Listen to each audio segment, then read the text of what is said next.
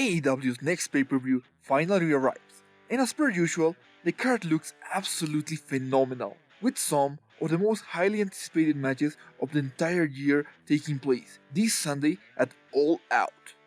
I'm Pomi Wrestling, and these are my predictions for the 9 announced matches.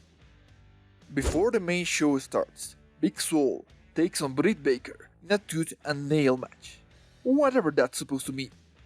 For the past few months, Baker has done a really good job re-establishing her character as a heel, and her segments with Swole have often been a highlight of the show. That's why it kind of sucks that this match is stuck in the buy-in.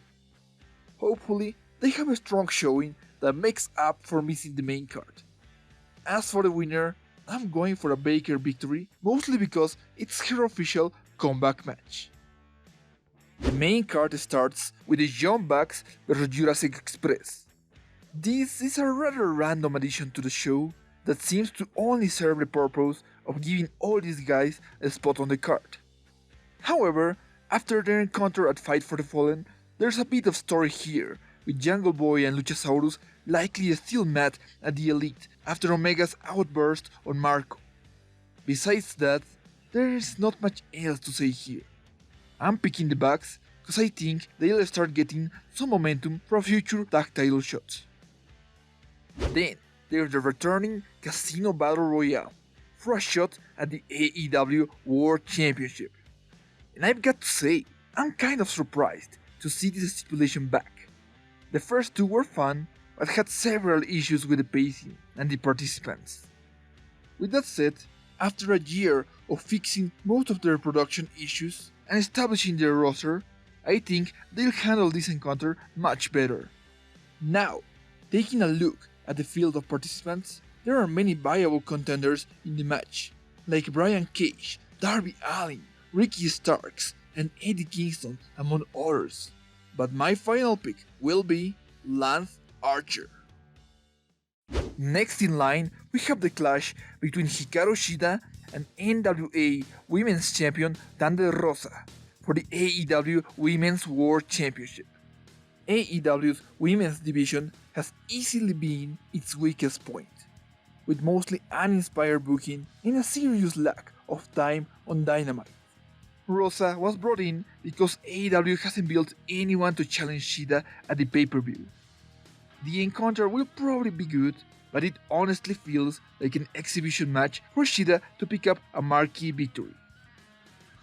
Later on, the Dark Order of Mr. Brodie Lee, Colt Cabana, Evil Uno, and Stu Grayson face Matt Cardona, Scorpio Sky, and the Natural Nightmares in an 8-man tag match. I'm kind of disappointed this is the match we are getting, especially after Brodie completely annihilated Cody to win the TNT title. With that said, this is still going to be a pretty good match that hopefully showcases Sky and Cardona.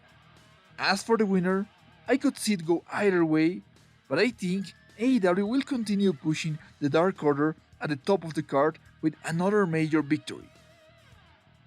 After that, Sammy Guevara and Matt Hardy will face off under Broken Rules, which is basically a last man standing match.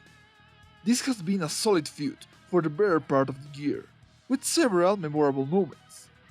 Having said that, I really didn't expect it to go on after their tables match a week ago. As fun as the bout may end up being, the stipulation of Hardy leaving if he loses seems a bit tacked on, and only makes me think Matt is winning cause there is no way he's leaving AEW.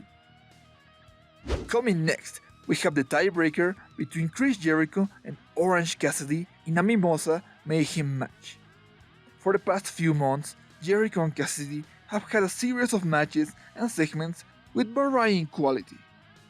There have been some hits, like the debate with Eric Bischoff and their first encounter, but not everything has hit the mark, like Cassidy pouring orange juice at the Inner Circle.